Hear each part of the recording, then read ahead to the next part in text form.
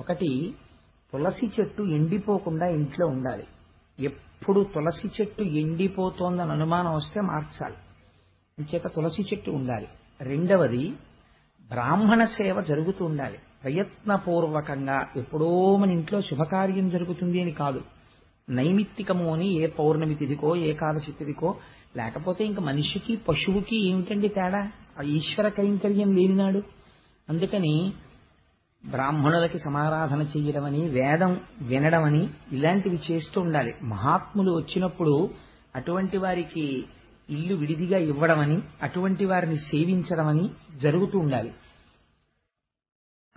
మూడవది, లక్ష్మీదేవి యొక్క స్థిరమైనటువంటి నివాసాన్ని ఎవరు అపేక్షిస్తున్నారో అటువంటి వాళ్ళు తగినంత కారణం లేకుండా పగటిపూట ఇంట్లో అదే పనిగా నిద్రపోయే తత్వం ఉండకూడదు. ఈ మూడు నా సొంత